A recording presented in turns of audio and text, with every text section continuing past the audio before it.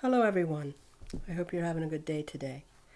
I told you I would be here on Thursday morning to read you guys a book and to do something creative a little bit later. The book I'm going to read today is called Grandpa Bunny. If you've been in my story times, two things you're going to know, especially if you're a grown-up, is that this is the first time ever I have read a Walt Disney book. And it might be the first time ever I've read a little golden book. But this is one of the best books I've ever read in my life. I listened to this story a whole lot when I was your age. So here we go with Walt Disney's Grandpa Bunny. Illustrated by the Disney Studios. And it was adapted into a book by Jane Werner. And here's the story. Deep in the woods where the briar bushes grow lies Bunnyville, a busy little bunny rabbit town. And in the very center of that busy little town stands a cottage, a neat twig cottage with a neat brown roof, which is known to all as the very own home of Great-Grandpa Bunny Bunny. Great-Grandpa Bunny Bunny, as every bunny knows, was the ancestral founder of the town, which is a very fine thing to be. He liked to tell the young bunnies, who always gathered around, how he and Mrs. Bunny Bunny, when they were very young, had found that very briar patch and built themselves that very same little twig house. There's their house. Oops, excuse me. There's the house. And here's Great-Grandpa Bunny talking to the little bunnies. Have to get oriented here. It was a happy life they lived there deep in the woods, bringing up their bunny family in that little house of twigs. And of course, Daddy Bunny Bunny, as he was called then, was busy at his job decorating Easter eggs. Because what would a bunny do? As the children grew up, they helped paint Easter eggs. And soon, they were all grown up with families of their own, and they built a ring of houses all around their parents' home. By and by, they had a town there, and they called it Bunnyville. They are painting Easter eggs. There's Grandpa Bunny. He's painting a big one. But he lets all the kids help too. And let's see if you can see the picture there. Can you see that pretty well? I'll get better at this as time goes by. We hope. By that time, Grandpa Bunny Bunny had lots of help painting Easter eggs, so much that he began to look for other jobs to do. He taught some of the young folks to paint flowers in the woods. They tried out new shades of green on mosses and ferns. They made those woods so beautiful that everyone who went walking there marveled at the colors. The soil must be especially rich, they said, or the rainfall especially wet. And the bunnies would hear them and silently laugh, for they knew it was all their Grandpa Bunny Bunny's doing. You see, the little bunnies didn't tell that they were the ones that painted all that. Years went by. Now there were even more families in Bunnyville, and Grandpa Bunny Bunny had come to be Great-Grandpa Bunny Bunny. See, he's getting older. For that is how things go. He still supervised all the Easter egg painting and the work on the flowers every spring. But he had so much help that between times he looked around for other jobs to do. He taught some of the bunnies to paint the autumn leaves, purple for the gum trees, yellow for the elms, patterns in scarlet for the sugar maple trees. Through the woods they scampered with their brushes and their pails. And there they are, painting the trees in the autumn. Look at that. Wouldn't that be fun to do? And everyone who went walking there would say, "Never has there been such color in these woods. The nights must have been especially frosty." And the bunnies would hear them and silently laugh, for they knew that it was all their Great-Grandpa Bunny Bunny's plan. And so it went as the seasons rolled around. There were constantly more bunnies in that busy Bunnyville, and Great-Grandpa was busy finding jobs for them to do. And there's some people walking in the woods, looking at all the beautiful colors. What would you think if the woods looked like that in the fall? He taught them in the winter to paint shadows on the snow, and pictures in frost on wintry window panes, and to polish up the diamond lights on glittering icicles. They didn't just stop when the weather got cold. Look at that. They are busy all the year around. And between times, he told stories to each new crop of bunny young around the cozy fire in his neat little twig house. The bunny children loved him and his funny bunny tales, and they loved the new and different things he found for them to do. But at last it did seem as if he'd thought of everything. How many more things can you paint? Look, there they are in the spring. He had teams who waited beside cocoons to touch up the wings of new butterflies. Some specialized in beetles, some in creeping, crawling things. There they are, painting on the caterpillars. Oh. And now the bunnies wondered what would he think of next. Well, Great-Grandpa began to stay at home a lot more, and he thought and thought and thought. At last he told a secret to that season's bunny boys and girls. Children, Great-Grandpa Bunny said, I am going to go away, and I'll tell you what my next job will be if you'll promise not to say. He was going to tell them another secret. I think this is going to be the biggest secret of all, you guys. It's important. So the bunny children promised, and Great-Grandpa Bunny did go away. The older bunnies missed him, and often they looked sad. But the bunny children only smiled and looked extremely wise, for they knew a secret they had promised not to tell.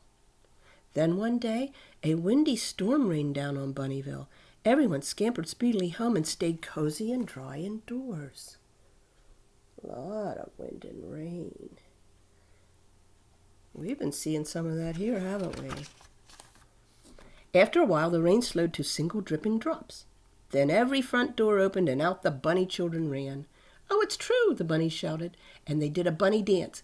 Great-Grandpa's been at work again. Come see what he has done. What are they talking about? Does anybody want to guess? And everyone walking out that day looked up in pleased surprise.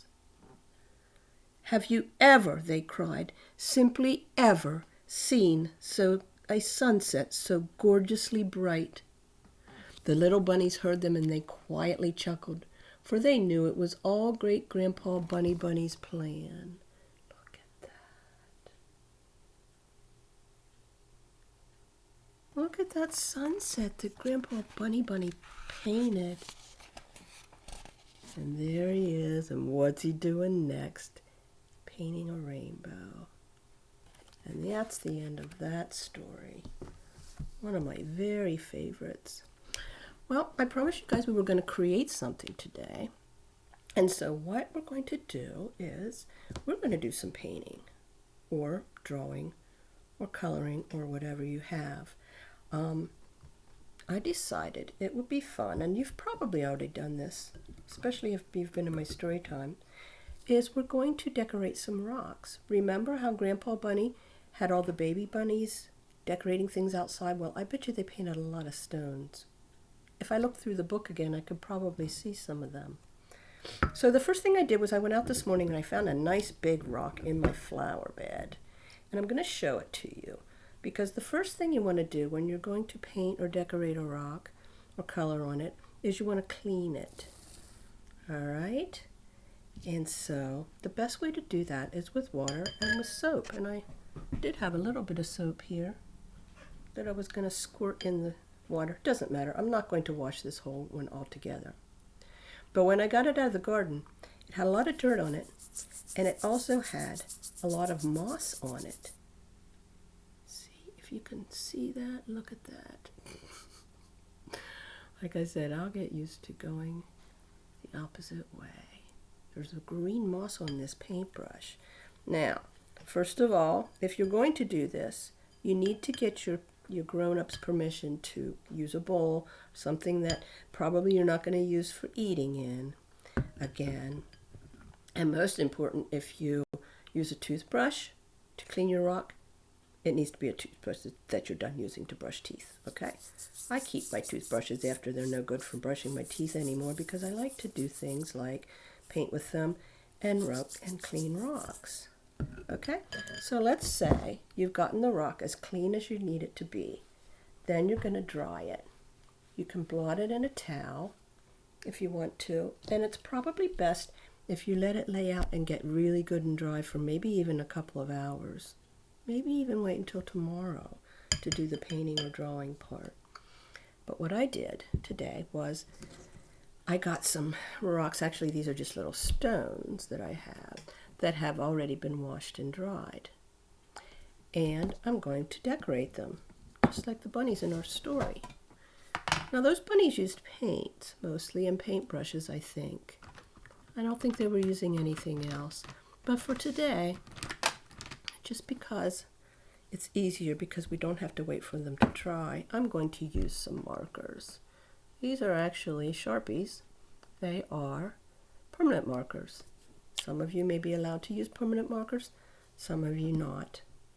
I will say this, use whatever you have. Crayons work just fine, okay? I'm going to do it over the lid here.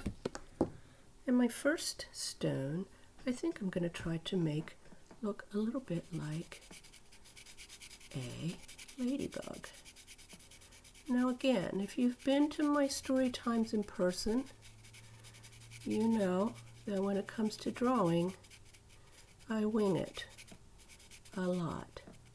Sometimes what I'm trying to make turns out looking like what I want it to look like, and sometimes it doesn't, but that's okay. Drawing is like just about anything else.